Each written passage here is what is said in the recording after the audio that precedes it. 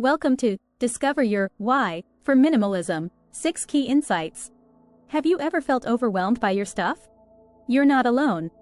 Did you know that the average American home has over 300,000 items? That's a lot of clutter. Even more surprising, a study found that we use only 20% of what we own regularly. Minimalism isn't just about having less. It's about making space for more of what matters. Imagine a life where you are not stressed by clutter, where you find joy in simplicity. Sounds good, right? In this video, we'll explore why people choose minimalism. We'll look at real strategies that can help you declutter, save money, and find more peace in your life. From understanding the true essence of minimalism to creating a home that breathes, we've got you covered. Ready to start this journey? Let's dive in and discover the power of living with less. Chapter 1, The Heartbeat of Simplicity, Understanding Minimalism. Minimalism isn't just about having fewer things. It's about making room for more of what matters. Have you ever felt overwhelmed not just by clutter, but by your daily schedule? Minimalism seeks to reverse that. It's not merely an aesthetic choice, it's a deliberate way of life that encourages us to find happiness in simplicity. Why do people turn to minimalism? A 2016 study showed that individuals who identified as minimalists reported higher life satisfaction. They weren't bogged down by possessions. Instead, they found joy in experiences and relationships. It's about stripping away the excess to focus on what truly enriches us. Consider the words of Joshua Becker, a leading voice in the minimalist movement. Minimalism isn't about removing things you love. It's about removing the things that distract you from what you love. This statement could redefine your approach to decluttering. It's not losing, it's choosing. Many find minimalism through a desire to break free from the consumerist cycle. The average American home contains over 300,000 items. Reducing this number can decrease stress and increase space, both physically and mentally. Minimalism challenges you to question what you need to live happily. The strategy? Start small. Choose one area of your home or life to declutter. Reflect on each item's purpose and joy it brings. This exercise isn't just about discarding things, but about rediscovering what makes you feel fulfilled. Chapter 2, Embrace the Void, Finding Fulfillment in Less. When you remove items, you might fear that your space looks too empty. But here's an interesting shift in perspective: embrace the void. Emptiness does not mean empty. In fact, a study from Harvard Business Review suggests that people who live in uncluttered environments can concentrate better. They're not distracted by chaos or disorder. This chapter isn't about creating an empty home, but a home filled with possibility. Minimalism helps us redefine our space and our lives. How? By clearing out the unnecessary, we make room for new hobbies, passions, and growth. Have you heard of the term psychological ownership? This concept explains why people feel more fulfilled when they believe they truly own their space, which means more than just legal ownership. It's about an emotional bond. Minimalism fosters this by eliminating the non-essential, allowing us to fully connect with our environment. A practical tip is to implement the one in, one out rule. Whenever you bring a new item into your home, let go of another. This not only keeps your belongings in check but also makes you think twice about what you bring into your space. Finally, remember that minimalism isn't a race to the bottom. It's about finding your right balance. What you remove makes way for what you truly value. As Marie Kondo puts it, choose things that spark joy. It's simple advice, but revolutionary in practice. Chapter 3, Conscious Choices, Redefining Your Needs and Wants. It's easy to get caught up in the buying frenzy. But do you need everything you buy? Making conscious choices is at the core of minimalism. This isn't just about saving money, it's about spending your life on what truly matters. As the minimalist saying goes, use it up, wear it out, make it do, or do without. One of the first strategies in minimalism is to differentiate between wants and needs. Needs are essentials, wants are everything else. It sounds simple, but think about it next time you shop. Ask yourself, is this something I need, or can I live without it? This single question can transform your consumption habits. A 2017 survey found that people who practiced this mindful shopping saved an average of 20% on their monthly spending.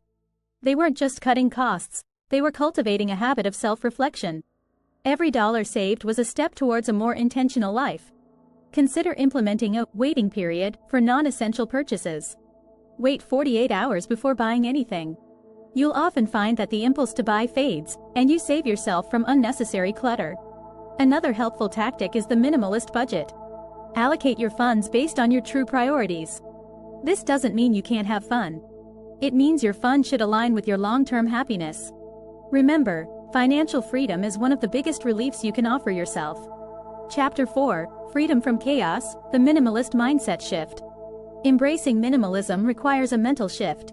It's not just about having fewer things, it's about freeing yourself from the chaos of too much. Did you know that reducing clutter could diminish your cortisol levels? Studies have shown that cluttered spaces increase stress. Minimalism, therefore, is not just aesthetic, it's therapeutic.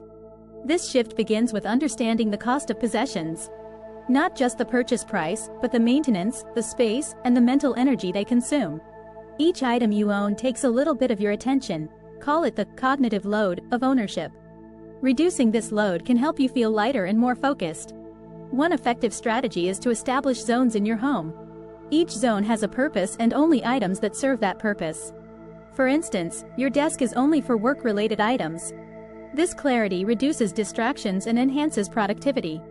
Digital minimalism is also key. Start by decluttering your digital space. Unsubscribe from unnecessary emails, delete unused apps, and organize your files. Digital clutter can be as distracting as physical clutter. Chapter 5, Living Light, the Joy of Minimalist Living Spaces.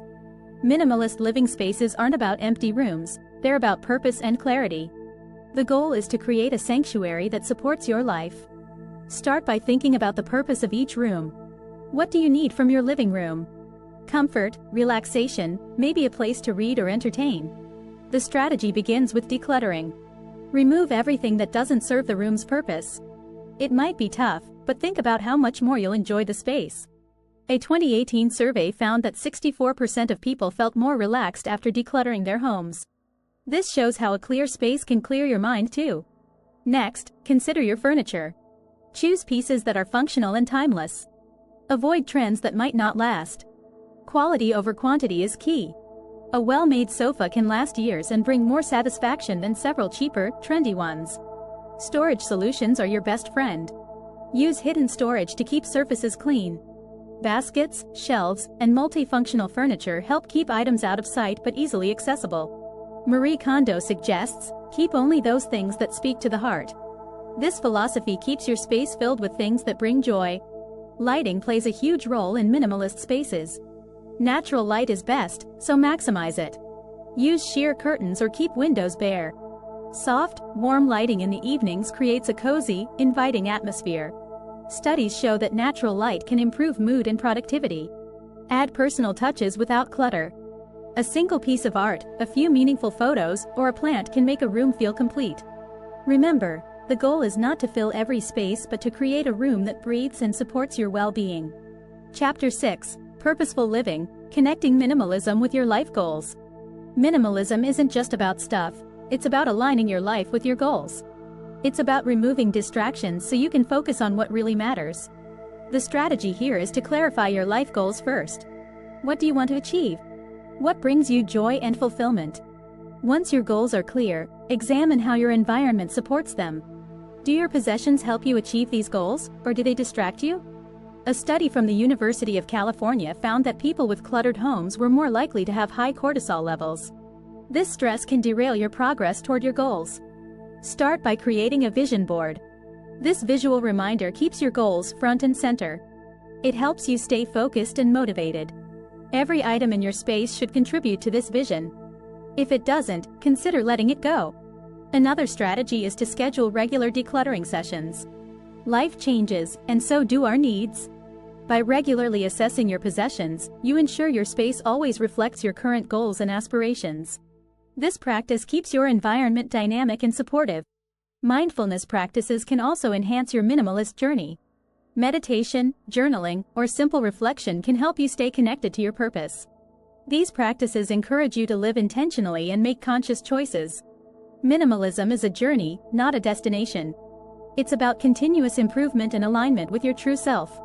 As you refine your space and life, you'll find more peace, clarity, and fulfillment. Remember, the ability to simplify means to eliminate the unnecessary so that the necessary may speak. Hans Hofmann.